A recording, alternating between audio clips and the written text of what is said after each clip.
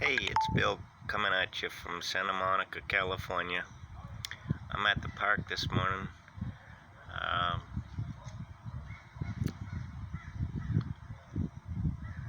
Beautiful day here in Santa Monica. Usually is. Um,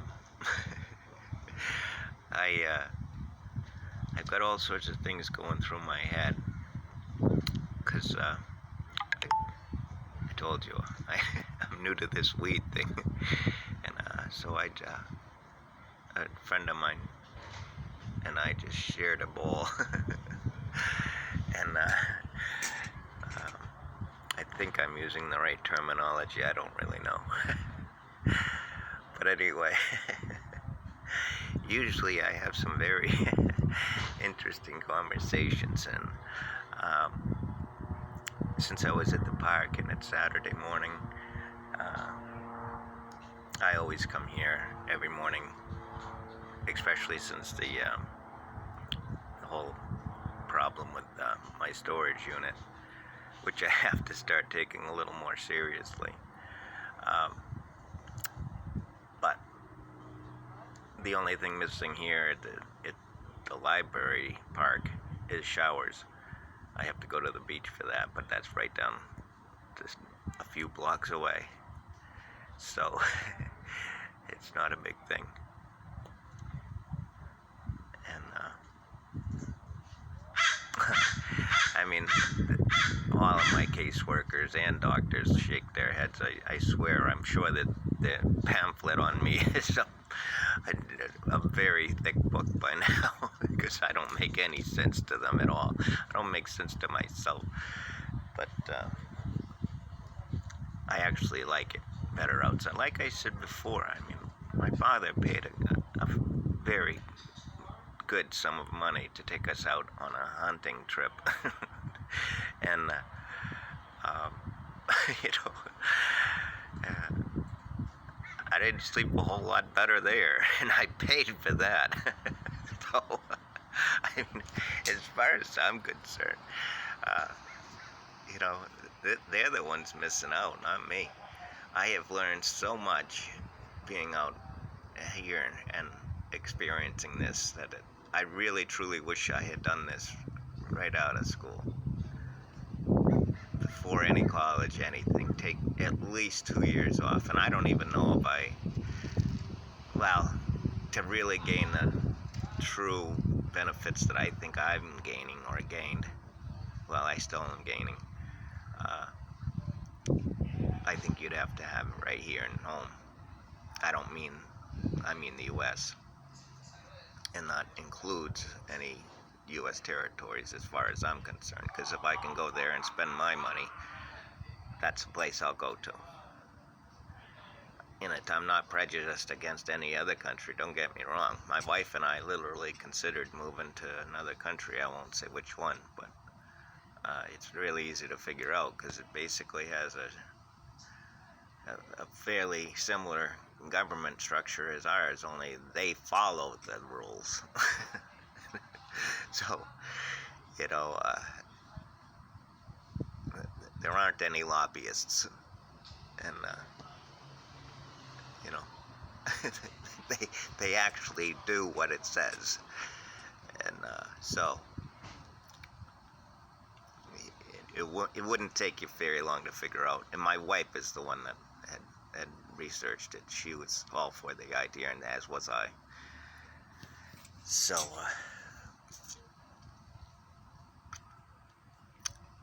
but this experience, and especially since I still, even if I think I've probably said this, if I don't, I do love California. I never thought in my wildest dreams that I would ever even like California.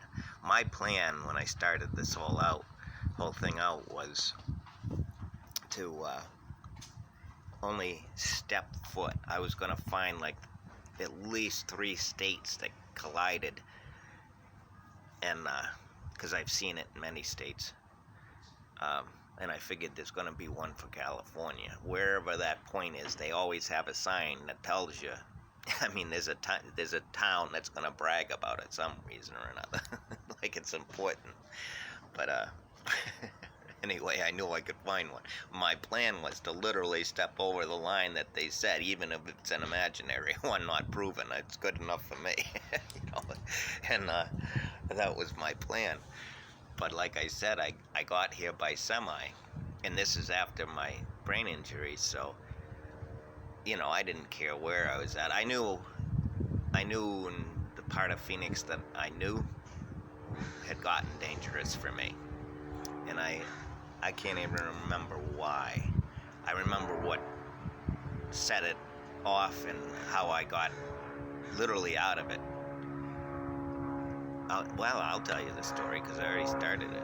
But I was in Phoenix. They call it a campus, like a college campus. It's that big, and it's not very far from right downtown. That's walking distance, in fact. Um, most mornings I would walk. You can get housing right there. There's a bit of a waiting list because there's 3 stories to it. I told you it's big. And it might be, did I say 4 stories? There's at least 3. There might be 4. I might have had that backwards in my head. There's at least 3 stories, and there might be 4. But anyway, each story is earned and has more privileges as you go along. And I don't really remember what they were. I know I didn't enroll because I didn't plan on staying any place that long. So I never even really looked into the rules, but I'd heard some of them. And I don't think alcohol and drug-free is too that's not realistic. So, you know, I think you have to be in like a willing program or something like that, which is always still very flexible, but it does work. I mean, it worked for me. So, you know, I don't know what that percentage is, and I'm not sure it's an acceptable percentage, but as far as I'm concerned, it was worth it. But I know percentage-wise and data-wise and dollar-wise that it needs to add up to something more than one person. But I'm grateful it was me. I was in that percentage, and I hope it's high enough for it to continue. And those are the kinds of things that, you know, I used to do quite well, and I've managed to save some. I'm not wealthy by any stretch of the imagination, but I have some resources that I've managed to take care of. And I don't really have anyone to leave anything to anymore, so most of my focus is from now on is going to be for the well-being of charities that actually are, if I have to create them, that'd be fine with me. I don't want to have to, but I know my father donates or donated during his lifetime a very good sum of money to charities, and if this is the way his money was spent, I'm disgraced at both of them, because he should have looked at it more clearly, as should everybody, by the way, and whoever's getting that money should be far more held accountable than they clearly are, and I personally am taking that seriously. So that's one of these meetings that I'll be talking about. I do have a lot on my table for somebody with brain injury and all of the other problems I face, and I realize that. But this is more important to me than anything else I have in my life, including my life. But my doctors won't allow me to, so I don't have to worry about it a whole lot. I'm kind of limited to that restriction, literally. So I don't worry about it anymore. I don't see why somebody is being paid very good money to worry about that for me. So, screw it. It's in the right hands. I know that. So that little bit of my world. All I have to do is show up, and it's just not to brag. It's a relief because they get it right and I don't. So I'm sorry that's whatever that's costing the world. I'm sorry for it, but I won't function without it.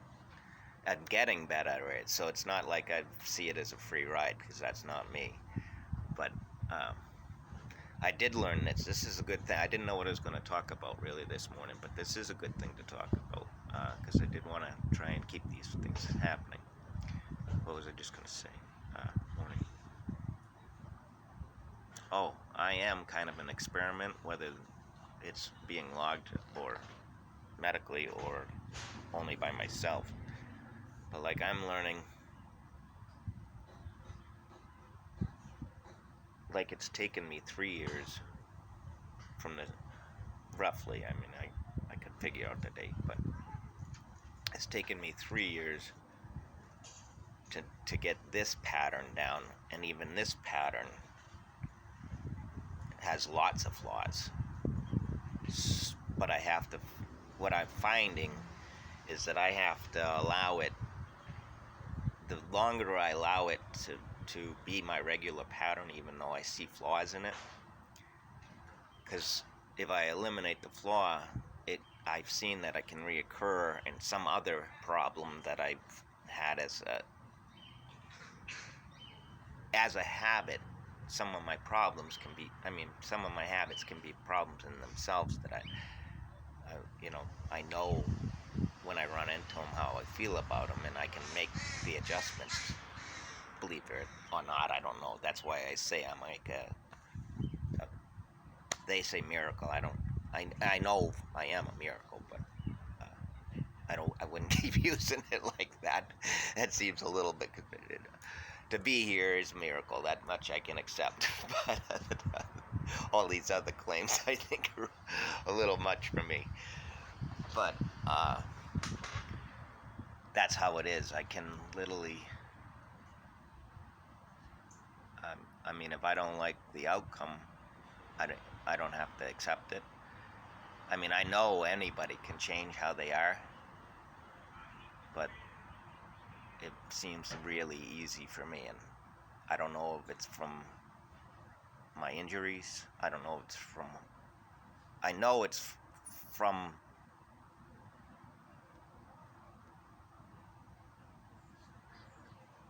I'm trying to think of the right way to put it.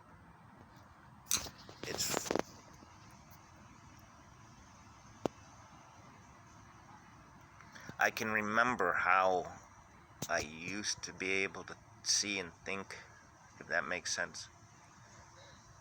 And now I have to think about, because I can see it, but my mouth doesn't always come out. It gets me in trouble sometimes. Like if I say, if there's a beautiful woman behind me, let's say, it's for whatever reason.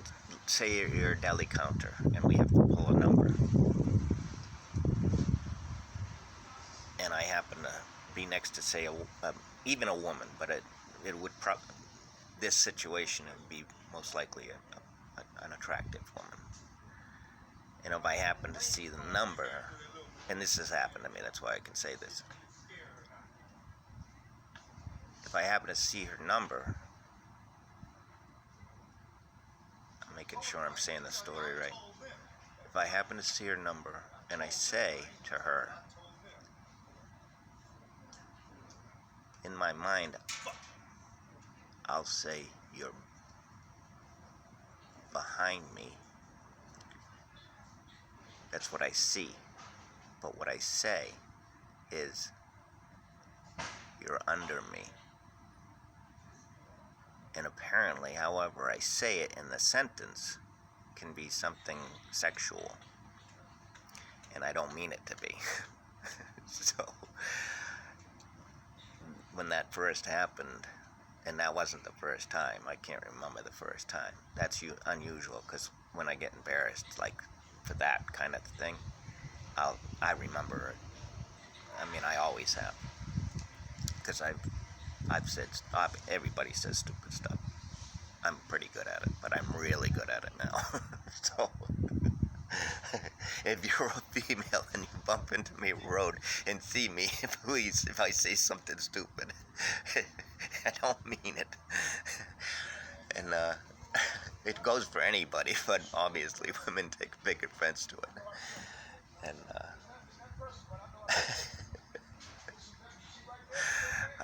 God. So it's anyway. I forget why I was telling you that, but I'm glad I did tell you the story because it does apply to me. And it's a good thing to be aware of. I mean, I doubt very much I would say it in like the last couple of 8 or 10 videos, or whatever these things are called. It wouldn't have mattered too much. I mean, it would have mattered more because I was just babbling to keep the rhythm going. But where I'm actually starting to get back into the rhythm and trying to get this organized, not trying, I'm going to do it. I'll be more focused on talking about the chore at hand and not my stupid daily stuff that I managed to find myself getting into. But like I said, that's how I learned that I could change things like that. Is at first I never had the anger that they were looking at, but I didn't see how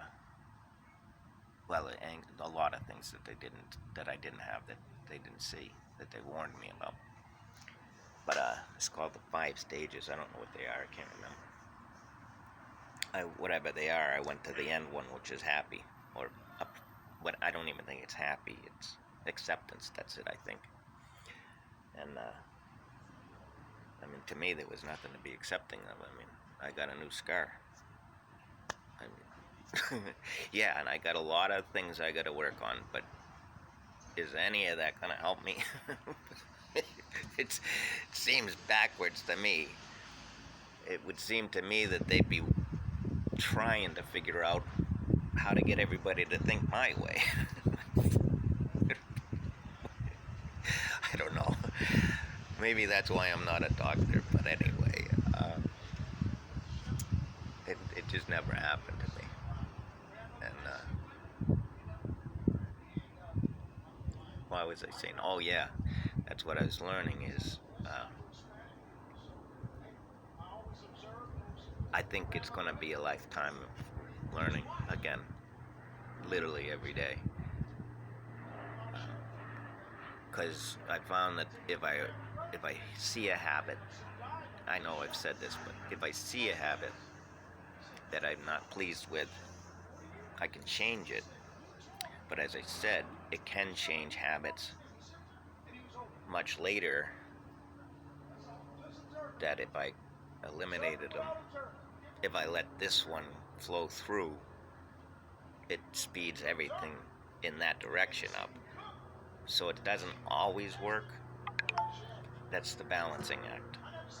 So you don't, sometimes it works better the other way, and sometimes it doesn't. There is no, that's why I tell you I have some really good days and really bad days. But I've not been able to find that happy medium. And I know it's a roller coaster, and it's probably an even worse one for you guys watching. But that's what we're working on. It's not an explanation, it's just trying to tell you where I'm at. That's what I go through. And like I don't know who's analyzing it, if it's only me or if it's a medical people that have records of all this. I know I see them often enough, and I get these questions asked constantly, so it seems for real to me. And it should be, because if I am a miracle and I know that I feel fine with the way I'm acting, and and I didn't go through all of this stuff that they. I mean, I talk to people that have this all the time, and I mean that's been a regular occurrence because anybody that hears about me thinks that why not talk to this person? Because I mean, even like I was talking to a person just the other day, and his sister had. It's a long story. It doesn't matter. She's a TBI, and again, that's traumatic brain injury, and she was in a coma for I think he told me 10 months. I was only 10 days, and they say, and I hadn't heard this, but they say there's a time frame, and I can certainly understand it. But and he knew the numbers, but there's a time frame where your personality, basically, at least that's how I took it, will change. You know, they don't know which direction it'll change, but you know, there's a target number, or at least that's what he indicated, that they don't want to go past because if they can keep it under that time frame, they will. I should put it that way. And unfortunately for her condition, whatever it was, they couldn't. He said when she came out, she's just mean and mean-spirited, mean everything. He said he's glad that she doesn't believe in God because she's that evil. And I mean that's her brother. And he said, you know, I'd love for her to meet you because no matter what problems you've bumped into, you still sit here and smile. He says, I'm not a doctor, but I'm the brother to somebody that's the opposite of you. He said, whatever it is you're doing, you got it right. I hear the same thing from doctors, brothers, other people. I'm sorry. I'm sorry for them. I'd be happy to sit and talk, but that's all I can do. There's no secret to it for me.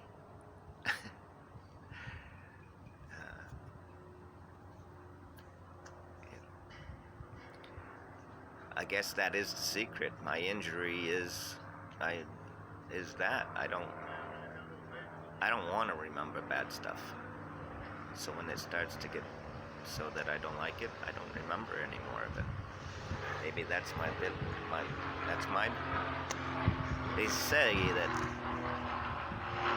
everybody says, you know, it's not brain surgery. That's what they do, and that's what they don't even call it that. I say that out here, you know, what happened to you? Oh, I've had brain surgery, and I tell them how many times. But you know, it's really called neurosurgery. A neurosurgeon, not a brain surgeon. And but I mean, they obviously are very, very, very skilled people. I don't try and make that minimize that at all. But most people that have the scar, it's only to relieve the pressure. So a lot of, especially in like car accidents and stuff like that, I'm not saying they don't have my symptoms, and I'm not saying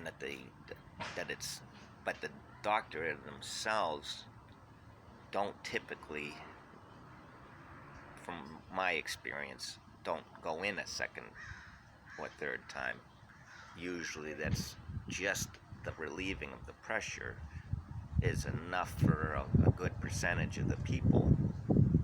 It's technically called, you know, our brain surgery, but their talents lie far deeper than that, and you know, the scar is just the beginning for the real surgeries that they do. And like I said, I'm not trying to minimize that scar, because if you've got it, something bad happened to you. But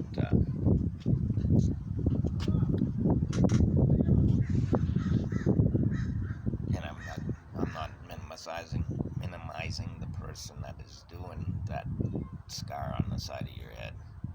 Not at all. But what they do for you that particular time is nothing in comparison to what they do if they gotta go in a second time or a third, which is coming up for me. Funnily, funny enough, for me, the first one and third one won't be so major. The second one was the major one for me. Anyway, somebody's going to come and interrupt me, so I will talk to you later. Bye-bye.